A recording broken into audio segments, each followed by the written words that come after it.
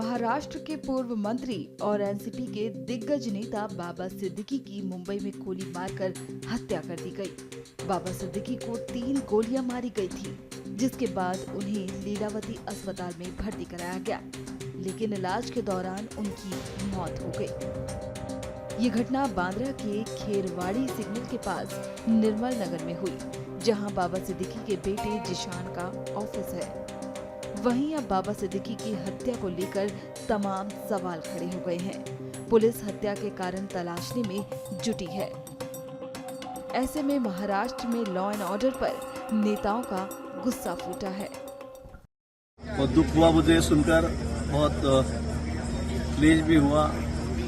बाबा सिद्दीकी और मैं, मुझे लगता है 10-15 साल मेरे साथ में असेंबली में भी थे, मेरे साथ में काम भी किया था और एक बहुत अच्छा एक दिलदार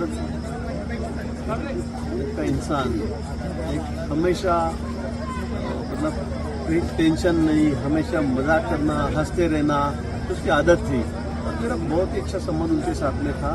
लेकिन आज ये बात सुनकर मुझे बहुत दुख हुआ और शौक भी लगा कि कैसे इस तरह से उन्हें गोली मार दी गई और आज हमारे बीच में नहीं रहे। जो हत्यारे हैं उनको भी पकड़ा गया है, पुलिस भी जो पूरी इंक्वायरी कर रही है, लेकिन जो भी हुआ बहुत मुझे से लगता है गलत हुआ। बहुत दुख मुझे हुआ है। व्यक्ति को मेरे अच्छे निजी दोस्त भी थे, मेरी उसकी हमेशा बात होती रहती थी, मजाक भी वो मेरे साथ में बहुत करते थे हम एक दूसरे के साथ में। जिससे हमने हमारे दोस्त को आज खोया है, इस बात का दुख हमें जरूर है। बाबा सिद्दीकी की जो हत्या मुंबई में हुई है, ये बहुत दुखद है। उनको गोली लगी और उसके बाद लीलावती अस्पताल में उनका देहांत हो गया।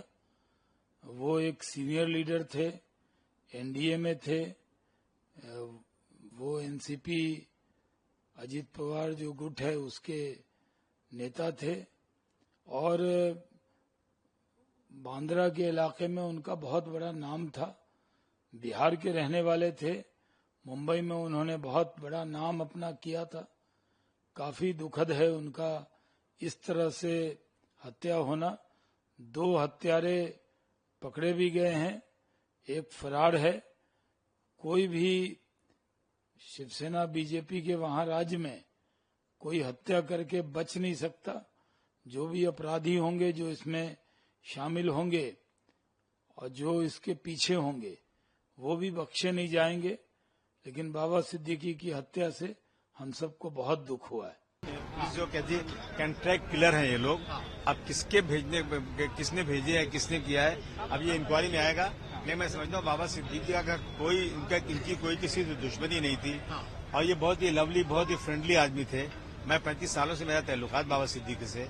अब इसमें क्या चीज है, कैसे हुआ, नहीं, मैं समझता हूँ कि लॉ एंड ऑर्डर का बिल्कुल फेलियर है। किसी को डर ही लगता है, किसी को डर ही नहीं है। अभी एक हमारे साथी का मर्डर हुआ था अंधेरी में। मर्डर करने वाले का सीसीटीवी पकड़ा गया, जेल गया और 1 साल पे आके फिर उसी एरिया में घूम रहे हैं वो आदमी। अगर इस तरह से कानून में काम होगा, प्रोसिक्यूशन का इसी तरह से इंक्वायरी होकर काम होगा, मैं समझता हूँ तो मुंबई तबाह हो जाएगी। एनसीपी के नेताओं के साथ दूसरी घटना अभी भाईकला में भी हमने देखा कि एनसीपी के नेता को उनकी भी हत्या कर दी। नहीं, देखिए, ये मैं नहीं समझता कि कोई पॉलिटिकल है। ये तो एक इत्तेफाक होगा एनसीपी के नेता, लेकिन बाबा सिद्दीकी साहब का पॉलिटिकल कोई राइवल है, मैं अभी तक ये समझता हूँ कि ऐसा बिल्कुल नहीं है, न कोई बिजनेस की लड़ाई है। अब इसकी इंक्वायरी होगी तो सही सच्चाई सामने आएगी। बिश्नोई का एंगल आ रहा है कि वो आपको लगता है उसमें कोई तथ्य है, ऐसा लग रहा है कि अब देखिए, अब नहीं मालूम। देखिए, इनकी जो है सलमान खान से इनकी दोस्ती, जो रमजान की इफ्तार पार्टी होती थी, वायरल होता था। अब नहीं मालूम इसके पीछे क्या सच्चाई है, अब इंक्वायरी में आएगा सामने। तो ये दुर्दैवी घटना है। महाराष्ट्र की जो सरकार है, सरकार की जो नीयत है गुनहगारों को सपोर्ट करने की, उसी के परिणाम है कि महाराष्ट्र में इस तरह की घटनाएं होते जा रही है। महाराष्ट्र में छोटी बच्चियां भी सुरक्षित नहीं है, महिला सुरक्षित नहीं है, आम आदमी सुरक्षित नहीं है। तो बाबा सिद्दीकी जैसे एक राजनेता भी वहां पे सुरक्षित नहीं है, वो आज स्पष्ट हो चुका है।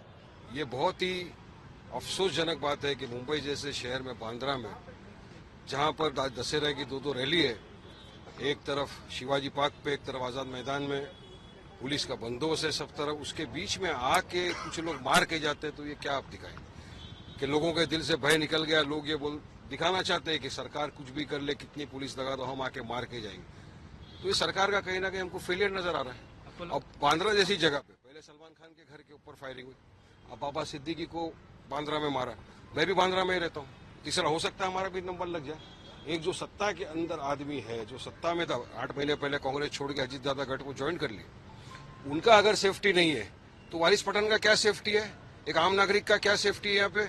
तो सरकार को उचित कदम उठाना चाहिए और जो भी लोग इसमें पकड़ा है उनके खिलाफ सख्त कार्रवाई करना चाहिए और इंश्योर करना चाहिए कि कायदा कानून बना रहे। जंगल राज नहीं चलेगा देश में।